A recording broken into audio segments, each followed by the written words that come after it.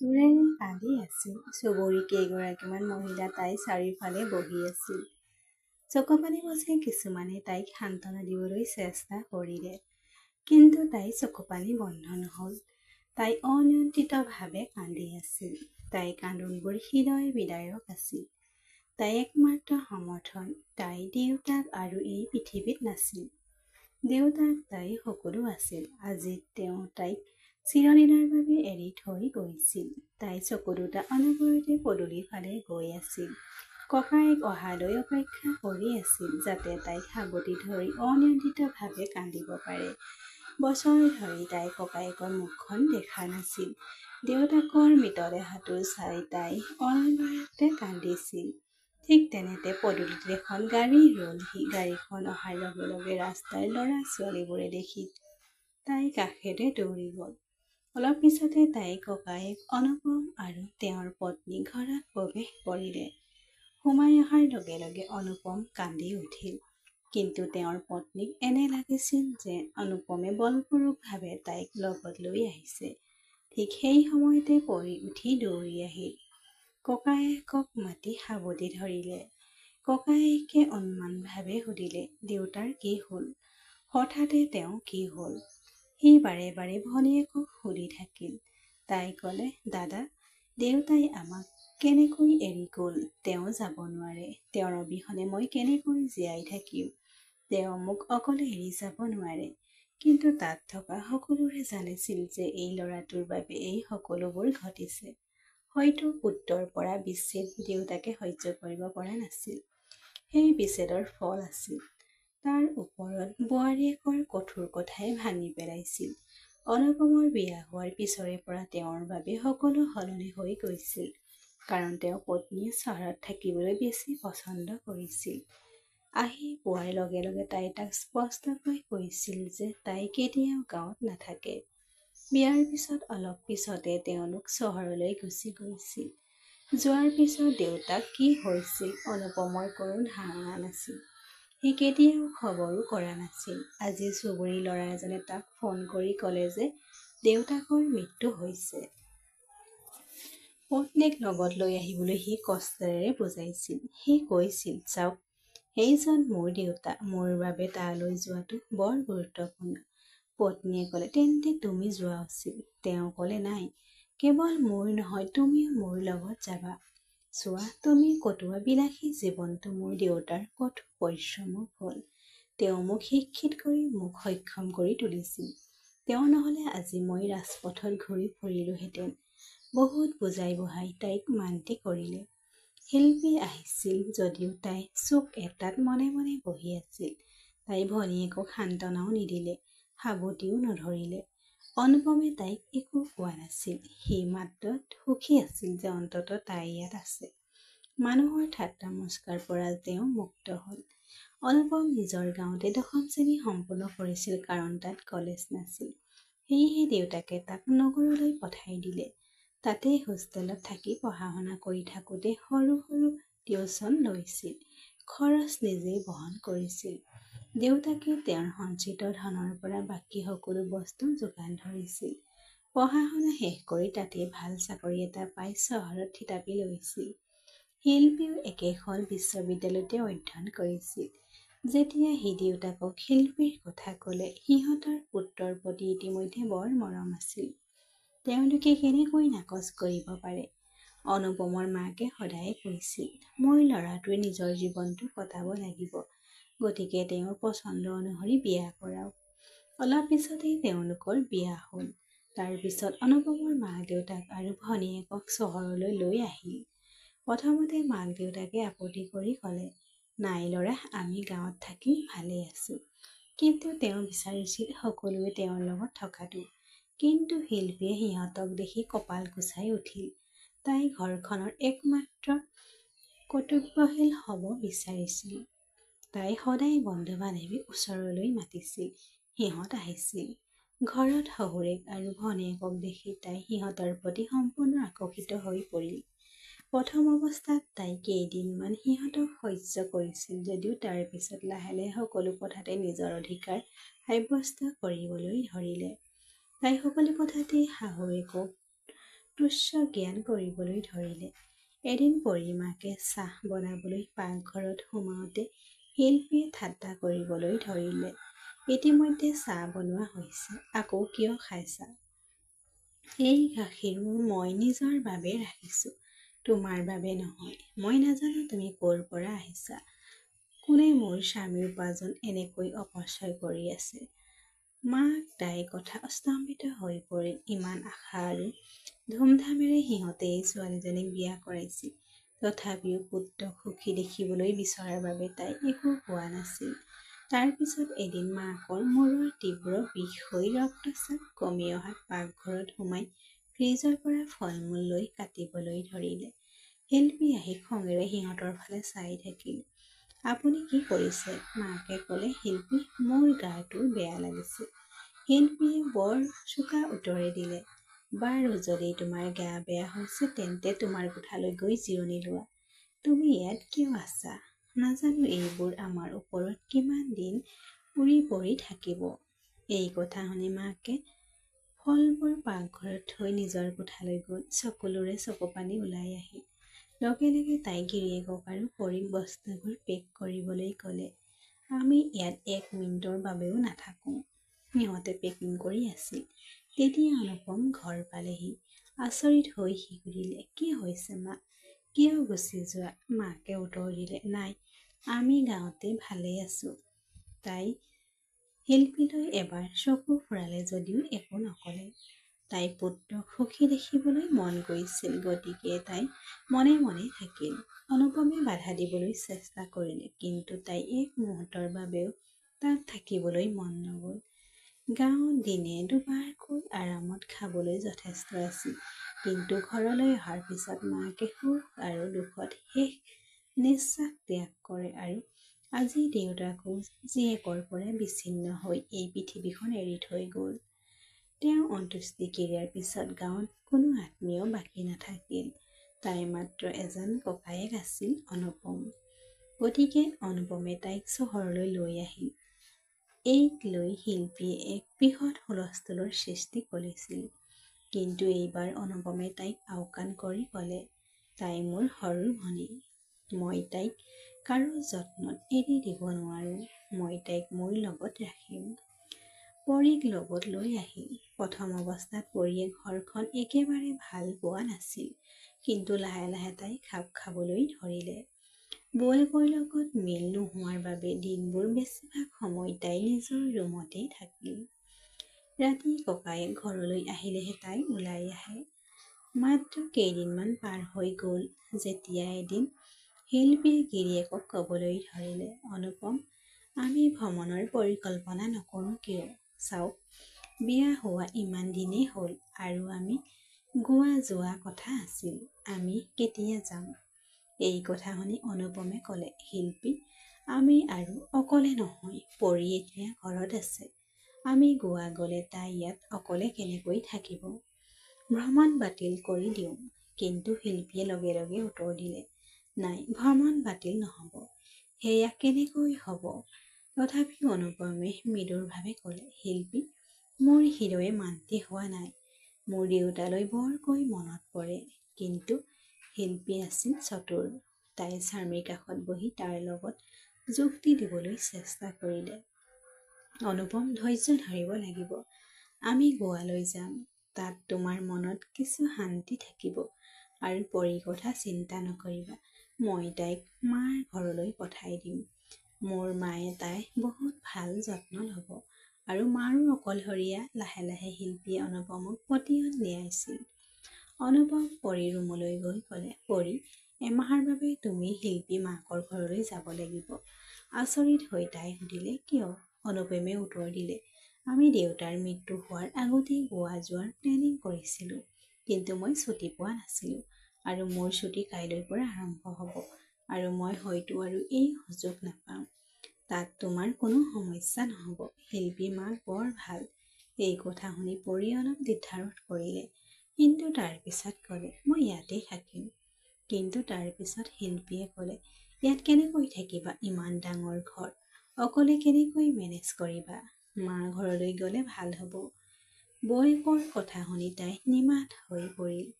এই মুহূৰ্তত তাই হৃদয়খন গধুৰ হৈ পৰিছিল। তাই কান্দোন যেন লাগিল। তাই ভায়েকে বিচৰা হলে তাইক লগত লৈ যাব পাৰিলেহেঁতেন, কিন্তু সি নকৰিলে। তেওঁলোকৰ বিমানখন পিছদিনা সন্ধিয়া আছিল। শিল্পীয়ে আনন্দৰে তাই আৰু অনুপমৰ বস্তুবোৰ পেক কৰি আছিল। ইফালে পৰি গোটেই ৰাতিটো শুব পৰা নাছিল। মাক দেউতাকৰ কথা মনত পেলাই তাই মনে মনে কান্দি আছিল। তাই কৈয়ে থাকিল, তুমি মোক কিয় লগত লৈ যোৱা নাছিলা? ভাবিছো বৌ মাক দেউতাক কেনেকুৱা হ'ব।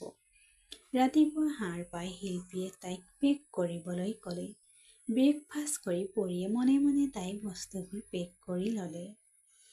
অনুপমৰ সলনি শিল্পীয়ে তাইক মাকৰ ঘৰত থৈ আহিবলৈ গাড়ীত লৈ গৈছিল। তেতিয়া শিল্পীয়ে তাইক ক'বলৈ ধৰিলে, পৰি, তুমি ইয়াতে থাকি মোৰ মাৰ বাবে কাম কাজ কৰিব লাগিব।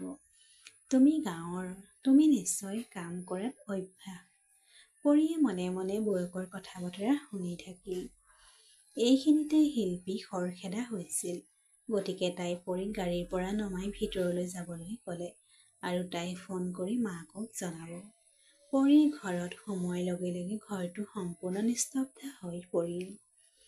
কোনেও দেখা পোৱা নাছিল, কিন্তু ঘৰটো বিশাল আৰু ধুনীয়া আছিল যদিও তাত কোনো ধৰণৰ উত্তেজনা অনুভূতিৰ অভাৱ নাছিল। তাই লাহে লাহে ড্ৰয়িং ৰুমৰ ফালে আগবাঢ়ি গৈ ইফালে সিফালে চালে। তেতিয়া তাই এটা কোঠা দেখিলে, য'ৰ পৰা পানীৰ শব্দ টোপাল টোপালকৈ ওলাই আহিল। তাই ভাবিলে হয়তো এইটো মাকৰ ৰুম, গা ধুই আছে। তাই ভুলতে তাত প্ৰৱেশ কৰিলে, কিন্তু তাই সোমাই যোৱাৰ লগে লগে তাই লক্ষ্য কৰিলে যে বেৰত ওলমি থকা অদ্ভুত ছবি আৰু টেবুলত কাগজবোৰ সিঁচৰিত হৈ আছে। এই সকলোবোৰ দেখি তাইক স্তম্ভিত হৈ তুলিলে। তাই পিছলৈ ঘূৰি যোৱাৰ আগতে ৰাজ কোঠাটোত সোমাই গ'ল। নিজৰ কোঠাত থকা ছোৱালীজনীক দেখি ৰাজে থতমত খালে।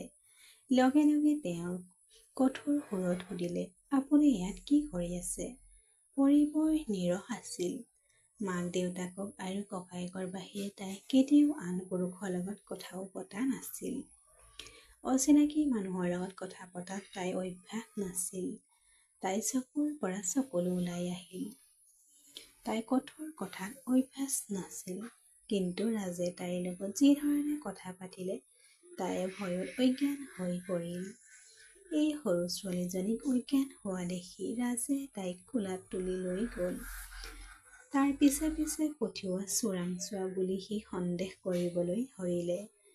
ৰাজ আচলতে এটা চোৰাংচোৱা সংস্থাৰ লগত আছিল আৰু তেওঁৰ কোঠাটো বৰ্তমান স্পৰ্শকাতৰ নথিপত্ৰ আৰু গোপন ফাইলেৰে ভৰি আছিল। সি তাইক কেনেকৈ কঠোৰভাৱে প্ৰশ্ন কৰিব সেইটো চিন্তা কৰি আছিল। তাই কোন আৰু তাই চোৰাংচোৱাগিৰি কৰিবলৈ আহিছে নেকি বুলি সুধিছিল। ঠিক তেতিয়াই শিল্পীৰ মেছেজ আহি পালেহি। মোৰ ননদ গৈছে। তুমি তাইক তোমাৰ দাসী বুলি গণ্য কৰি তাইক যিমান ইচ্ছা সিমান কামত লগাই দিব পাৰিবা। আৰু হয়, যদি তোমাৰ কোনো চাকৰৰ লগত কোনো সম্পৰ্ক আছে মোক জনাবা। মই তাইৰ লগত বিয়া কৰাই দিম। এইখিনি পঢ়ি ৰাজৰ মুখখন সেমেকি গ'ল। লগে লগে ফোনটো বন্ধ কৰি থলে। এটা অদ্ভুত লাজ অনুভৱ কৰিলে। এইজনী ভনীয়েকৰ ননদ আছিল। ইতিমধ্যে সি তাইৰ লগত ইমান বেয়া ব্যৱহাৰ কৰিছিল। লগে লগে সি তাইক তুলি লৈ ড্ৰয়িং ৰুমলৈ লৈ গ'ল। তাইক চোফাত শুৱাই দিলে আৰু মনে মনে নিজৰ কোঠালৈ উভতি গ'ল। পৰিস্থিতিটো চম্ভালিব পৰাকৈ ৰাজে কাপোৰ সলনি কৰিব বিচাৰিছিল। ওলাই আহোঁতে তাৰ পৰি অচেতন হৈ চোফাখনত পৰি থকা দেখিলে। ক্ষন্তেক সময়ৰ বাবে সি তাইৰ নীৰস মুখখনলৈ চাই থাকিল। তাইৰ মুখৰ পৰা চুলিখিনি হিলাহিকৈ পিছলৈ ঠেলিলে। তাইক ইমান নীৰস যেন লাগিছিল। ৰাজে তেতিয়া তাইক গালত চুমা খাবলৈ ধৰিলে, কিন্তু পৰি অচেতন হৈ থাকিল। তাৰ পিছত সি তাইৰ মুখত অলপ পানী ছটিয়াই দিলে। হঠাতে পৰিয়ে চক খালে, চেতনা ঘূৰাই পালে আৰু লগে লগে জোৰেৰে কান্দিবলৈ ধৰিলে। ৰাজে তাইক শান্ত কৰিবলৈ চেষ্টা কৰিলে। তাৰ পিছত কঠোৰ সুৰত ক'লে, চাওক, এতিয়াই কান্দোন বন্ধ কৰা। যি হ'বলগীয়া আছিল সেয়া হৈছে। মই গম পোৱা নাছিলো তুমি মোৰ ভনী ননদ। বাৰু এতিয়া উঠি সন্মুখত পাকঘৰ, তাতেই কেইজনমান চাকৰ আছে। যি লাগে তেওঁলোকক কওক, সিহঁতে তোমাক দিব। হাতেৰে ইঙিত দি সি ক'লে। আৰু সন্মুখৰ সেই কোঠাটো মোৰ মাৰ কোঠা। যাবলৈ লওঁতে সি আকৌ ৰৈ ক'লে, হয়, মোৰ কোঠালৈ আকৌ আহিবলৈ চেষ্টা নকৰিবা। এই সতৰ্কবাণী দি সি গুচি গ'ল। পৰি বহু সময় তাতে বহি থাকিল। তাই কান্দি কান্দি চুমনিখনে চকু পানী মচি থাকিল। তাৰ পিছত তাই লাহে লাহে শিল্পী মাকৰ ওচৰলৈ গ'ল। শিল্পী মাকে তাইক দেখাৰ বহুদিন হ'ল আৰু কোমল মহিলা তাই প্ৰায়ে নিজৰ কোঠাত থাকিল। কাৰণ তাই লৰচৰ কৰিব নোৱাৰে আৰু তাই যত্ন ল'বলৈ ধৰিলে। সময়মতে তাই খাদ্য পৰিৱেশন কৰা আৰু তাই সকলো ধৰণে পৰিৱেশন কৰাটো তাইৰ দৈনন্দিন কামত পৰিণতি হ'ল। তাই মনে মনে ভাবিলে, তাই ককায়েকৰ ঘৰলৈ বহুত বেছি শান্তি পাইছিল। ৰাজে তাইৰ লগত আকৌ কথা পাতিবলৈ তাইক কোনোবা নহয় কোনোবা অজুহাত লৈ গুচি গৈছিল। প্ৰায় তাই ৰাতি মাকৰ ভৰি মালিচ কৰি আছিল আৰু ৰাজে আহি তাইৰ কাষত বহিছিল। পৰিয়ে তেতিয়া টোপনি ধৰাৰ অভিনয় কৰি গুচি যাব। কিন্তু ৰাজে চাই আছিল কেনেকৈ তাই ঘৰখন দখল কৰিলে। নিশ্চয় তাই গাঁৱৰ পৰা আহিছিল, কিন্তু তেনেকুৱা যেন নালাগিল। ৰাজে নিজেই গম পোৱা নাছিল কেতিয়া পৰীক ভাল পাবলৈ ধৰিলে। তাই ৰাজতকৈ 10 বছৰ সৰু আছিল, কিন্তু কেনেবাকৈ তাই তাৰ হৃদয়ত ঠাই পাইছিল। পৰিয়ে সদায় তাক লৈ ভয় খাইছিল। সামান্য বতাহজাকে তাইক থৰক-বৰক কৰি তুলিব। এদিন সন্ধিয়া তাই চোতালত বহি ফুলবোৰ চাই আছিল। ৰাজ মনে মনে আহি তাইৰ পিছফালে থিয় হ'ল। তাই তাক দেখাৰ লগে লগে আতংকিত হৈ পৰিল। ৰাজে হাঁহি এটা মাৰি ক'লে, আপোনাৰ ইমান ভয় কিয়? কিবা হ'লে আপুনি কঁপিবলৈ আৰম্ভ কৰে। তাই চকু দুটা তললৈ নমাই ক'লে, মা আৰু দেউতা যোৱাৰ পিছৰ পৰা মোৰ নিজৰ ছাঁটো ভয় লাগে। কাষতে বহি তাইৰ লগত কথা পাতিবলৈ ধৰিলে। সি তাইক প্ৰতিশোধ নিয়াবলৈ চেষ্টা কৰিলে। মোক ভয় কৰাৰ প্ৰয়োজন নাই। সেইদিনা যিয়ে নহওক, সেয়া আছিল মাথোৰ কৰ্তব্য। তুমি কোন সেইটো মোৰ কোনো ধাৰণা নাছিল। লাহে লাহে তাইৰ লগত আড্ডা মাৰিবলৈ ধৰিলে। তাই 10ম শ্ৰেণীত উত্তীৰ্ণ হোৱা বুলি ক'লে আৰু তাৰ পিছত চহৰত পঢ়িবলৈ দিয়া নহ'ল। সময়ৰ লগে লগে তেওঁলোকৰ বন্ধুত্ব গঢ় লৈ উঠিল। এতিয়া সন্ধিয়া ৰাজ ঘৰলৈ আহিলেই তাইক ক'ৰবালৈ লৈ গৈছিল। পৰিয়ে ৰাজৰ কোমল আচৰণ আৰু তেওঁৰ যত্নশীল স্বভাৱৰ শলাগ ল'বলৈ ধৰিলে। তাই তাক ভাল পাবলৈ আগবাঢ়ি গৈছিল। ৰাজেও তাক আৰম্ভ কৰিছিল। কিন্তু পৃথিৱীত সুখী আছিল পৰি। সেই শাস্তিৰে তাইৰ মুখত এক জিলিকনি আহিছিল। আজি তাই বৰ সুখী আছিল।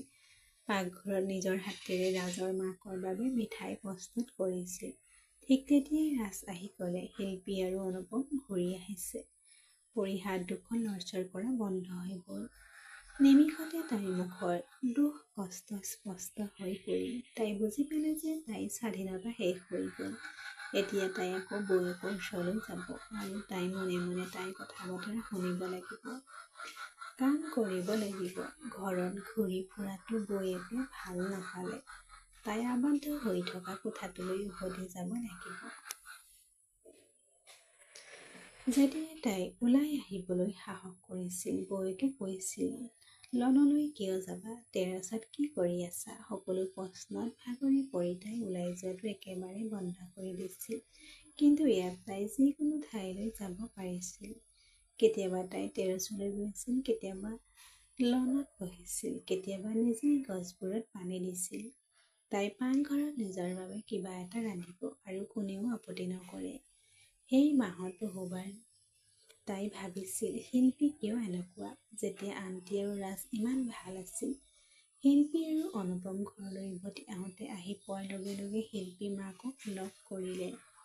তাৰ পিছত পৰিক নিজৰ ঘৰলৈ লৈ আহিল। অনুপমে ভনীয়েকৰ বাবে বহুত উপহাৰ লৈ আহিছিল। তাইক সেইবোৰ দি সি আনন্দত আত্মহাৰা হৈ পৰিল। কিন্তু শিল্পীয়ে জঘন্য মুখ এখন কৰি থাকিল।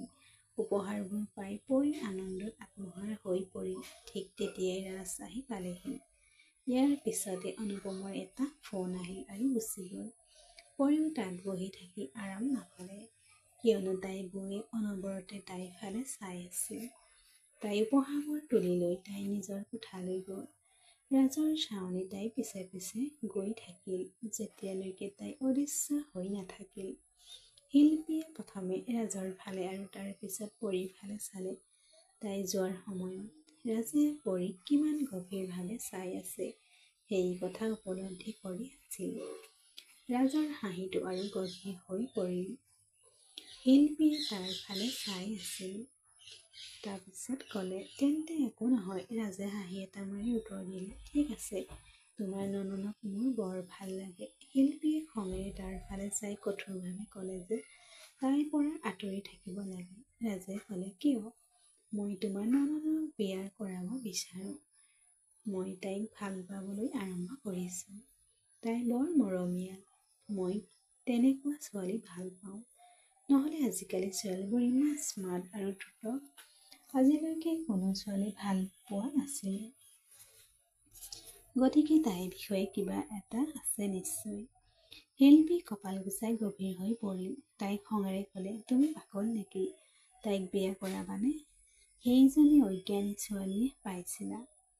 মই তাইক মোৰ বৌ বুলি কেতিয়াও সহ্য নকৰোঁ। এইটো কেতিয়াও হ'ব নোৱাৰে। কিন্তু ৰাজে নিজৰ কথা দৃঢ়তাৰে থাকি ক'লে, এবাৰ কৈছোঁ, বিয়া কৰালে পৰীকহে বিয়া কৰাম। শিল্পীয়ে তাক ভালদৰে চিনি পাইছিল।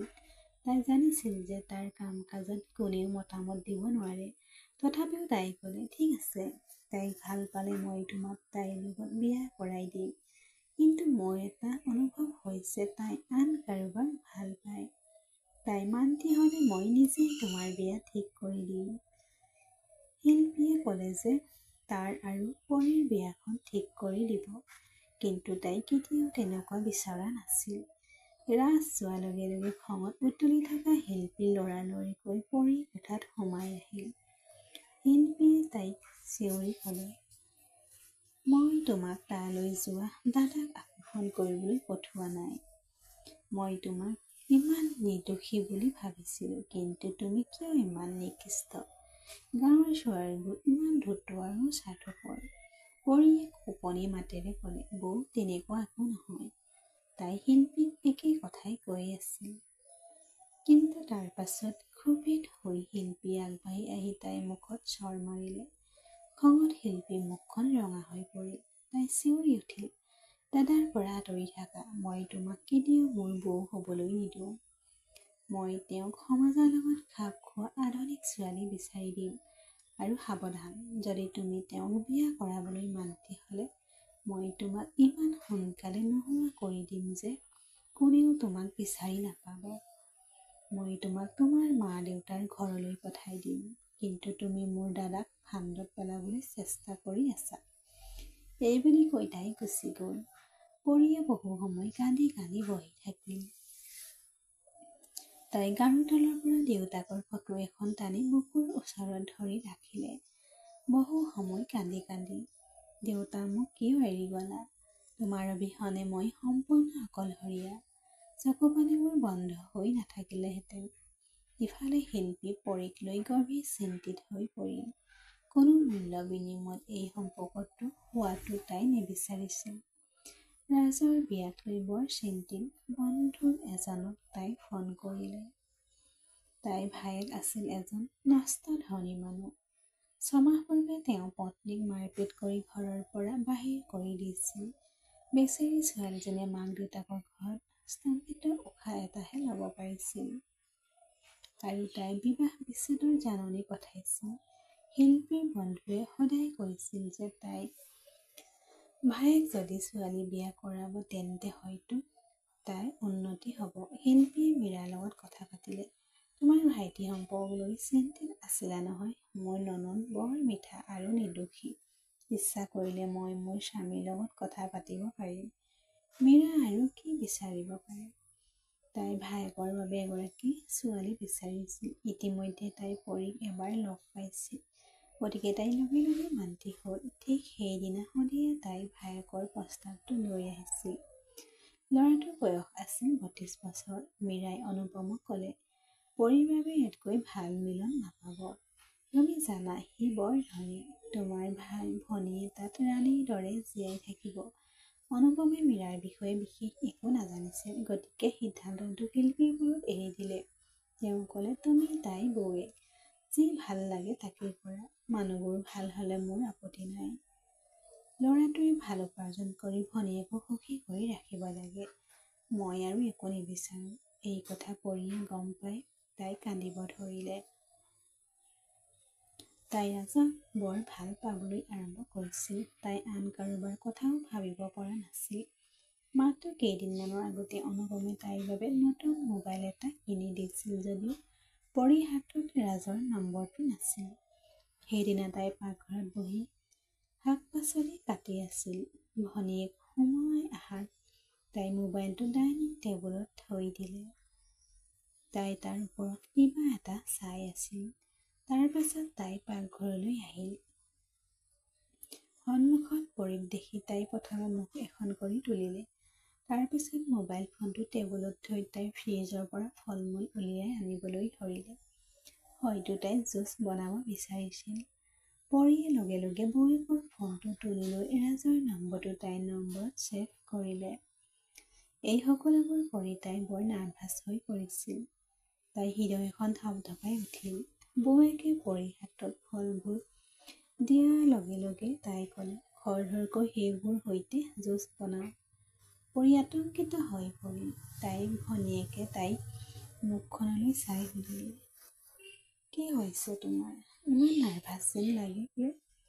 পৰীয়ে মৃদুভাৱে উত্তৰ দিলে, নাই, তেনেকুৱা একো নহয়। মই তোমাক এতিয়া জুচ বনাই তোমাৰ ৰুমলৈ লৈ যাম।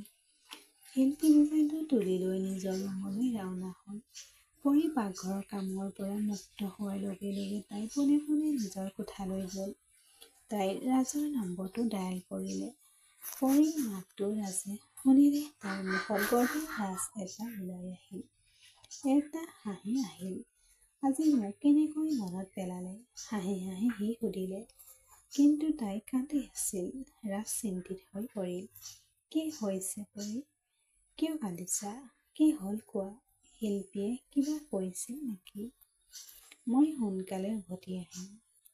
কিন্তু পৰীয়ে ক'লে, নাই, এতিয়াই অহাৰ প্ৰয়োজন নাই। বৌয়ে মোৰ লগত ভাল ব্যৱহাৰ কৰা নাই। তাইৰ বন্ধু মীৰাৰ ভায়েকৰ লগত বিয়া ঠিক কৰিছে। এই কথা শুনি ৰাজৰ খং সপ্তম আকাশ পালেগৈ। মীৰাৰ ভায়েকক সি ভালকৈ চিনি পাইছিল। সি জানিছিল যে সি একেবাৰে ভাল মানুহ নহয়। নিজৰ ভনীয়েকে নিৰহ ছোৱালীজনীৰ লগত এনে খেল খেলিছে বুলি তাৰ খং উঠিল। লগে লগে সি অনুপমক ফোন কৰিলে। ফোনটো তুলি লৈ সি সুধিলে, নীলক চিনি পায় নেকি? অনুপমে উত্তৰ দিলে, নাই, মই নাজানো। কিন্তু শিল্পীয়ে তাক ভালকৈ চিনি পায়। তাই কৈ আছিল যে মীৰাৰ ভায়েক ভাল মানুহ। লগে লগে ৰাজে উত্তৰ দিলে, তাই যদি ভাল বুলি কৈছে তেন্তে আপুনি মানি লৈছে। আপুনি কেনেকুৱা মানুহ? আপোনাৰ লাজ পাব লাগে। আপুনি আপোনাৰ ভনীয়েকক কেনেকুৱা মানুহৰ লগত বিয়া কৰাই দিব লৈছে। আনকি কাক চিনি পায় তাৰ কোনো ধাৰণা নাই। প্ৰথমে গৈ তেওঁৰ বিষয়ে জানি লওঁ। আপোনাৰ কাম আৰু শিল্পীৰ পৰা কিছু সময় ছুটি পালে হয়তো মানুহৰ প্ৰকৃত স্বৰূপ চিনিব। 6 মাহ আগতে নীলে পত্নী ইমান বেয়াকৈ প্ৰহাৰ কৰিছিল যে খালী ভৰিৰে ঘৰৰ পৰা পলাই গৈছিল। শিক্ষিত হোৱাৰ পিছতো সি সম্পূৰ্ণ অজ্ঞান। তেওঁৰ প্ৰথম পত্নীয়ে বিবাহ বিচ্ছেদ কৰিছে আৰু এতিয়া তেওঁৰ পৰিয়ালৰ কোনো এক নিজৰ ছোৱালীজনীক তেওঁ দিবলৈ ইচ্ছুক নহয়। এই সকলোবোৰ কোৱাৰ পিছত ৰাজে ফোনটো কাটি দিলে। কিন্তু অনুপম চিন্তা বাঢ়ি গৈছিল।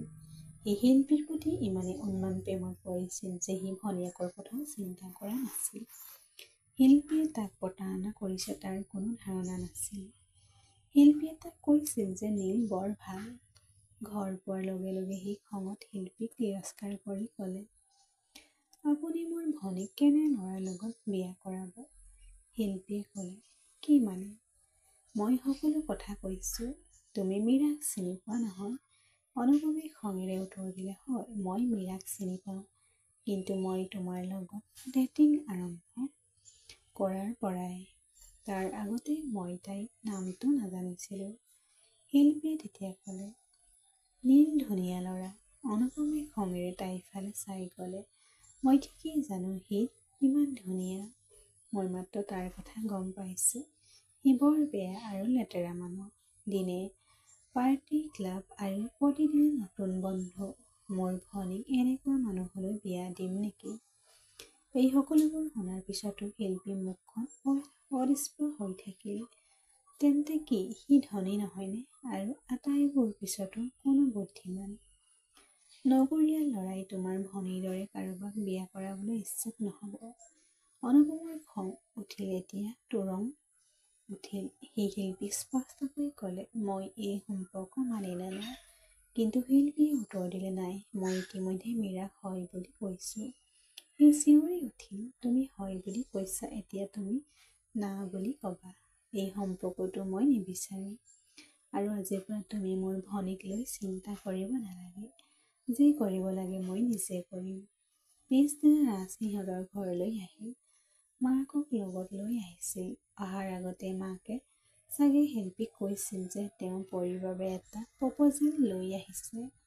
কিন্তু সিহঁতে একো কোৱাৰ আগতে শিল্পীয়ে ইতিমধ্যে এজন ল'ৰাক ধন দি পৰীৰ কোঠালৈ পঠাই দিছিল। অহাৰ আগতে তাই অনুপমৰ কথা সুধিছিল। শিল্পীয়ে কৈছিল, হয়, সি ঘৰতে আছে। এতিয়া ৰাজৰ মাকে সুধিলে, অনুপম ক'ত? আমি তেওঁৰ লগত পৰীৰ বিষয়ে কথা পাতিব লাগিব। আচলতে অনুপম আজি বন্ধু এজনৰ ওচৰলৈ যোৱাৰ কথা আছিল। কিন্তু শিল্পীয়ে ইচ্ছাকৃতভাৱে মাকক মিছা কথা কৈছিল ঘৰত আছে বুলি। তাৰ পিছত তাই মাকক ক'লে যে হঠাতে তেওঁ এটা গুৰুত্বপূৰ্ণ ফোন আহিল, গতিকে তেওঁ কিবা কামত গুচি গৈছে।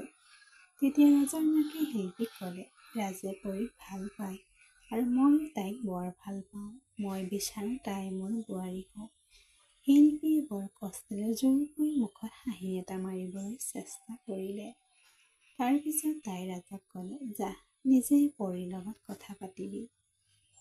তাই যদি এই বিয়াত মান্তি হয়, মই নিজেই তোমাৰ বিয়া ঠিক কৰি দিম। ৰাজে পৰী কোঠাৰ দুৱাৰখন খুলি দিয়াৰ লগে লগে তেওঁৰ সন্মুখৰ দৃশ্যই তেওঁক আতংকিত কৰি তুলিলে। পৰী বিচনাত পৰি আছিল। কাষতে এজন যুৱক শুই আছিল। কোলাত তাইক দেখি ৰাজক ক্ষুব্ধ কৰি তুলিলে। তেওঁ যুৱকজনৰ ওচৰত আঘাত কৰিবলৈ চেষ্টা কৰিলে। কিন্তু পৰীক টোপনিত পিল এটা দিয়া হৈছিল, গতিকে তাই লৰচৰ কৰিব পৰা নাছিল। হুলস্থুল শুনি পৰীয়ে চেতনা ঘূৰাই পালে আৰু আতংকিত হ'বলৈ ধৰিলে। কি হৈছে? ঠিক তেতিয়াই অনুপম আহি পালেহি। সি তাইক জোৰেৰে চৰ মাৰি ক'লে, মই কেতিয়াও কল্পনা কৰিব নোৱাৰিলোহেঁতেন যে তুমি এই ধৰণৰ ছোৱালী হ'বা। ইফালে ৰাজৰ হৃদয় বিদাৰক হৈ পৰিল। খঙত সি গুচি গ'ল। শিল্পীয়ে তাইৰ পৰিকল্পনাত সম্পূৰ্ণ সফল হৈছিল। অনুপমে খঙেৰে ক'লে, এতিয়া এই ঘৰৰ পৰা ওলাই যা। মই এই ঘৰত আৰু বেছি দেৰি সহ্য কৰিব নোৱাৰোঁ। পৰীয়ে কান্দি কান্দি ককায়েকক ক'লে, মই একো কৰা নাছিলোঁ। সেই ল'ৰাজন কোন, কেনেকৈ মোৰ কোঠাত সোমাল নাজানো। কিন্তু অনুপমে শুনিবলৈ অস্বীকাৰ কৰিলে। ইফালে শিল্পীয়ে খৰধৰকৈ বন্ধুৰ ভায়েকৰ লগত পৰীৰ বিয়া ঠিক কৰি দিলে আৰু তাৰ পিছত 15 তাৰিখে বিয়া হ'ল। কিন্তু বিয়াৰ নিশা অনুপম কাম কৰি আছিল। পৰী কোঠাত লগ পোৱা একেজন ল'ৰাকে দেখা পালে। বন্ধু দুজনৰ লগত থিয় হৈ হাঁহি হাঁহি ডাঙৰকৈ কথা পাতি আছিল। এই কথাই অনুপমক ক্ষুব্ধ কৰি তুলিলে।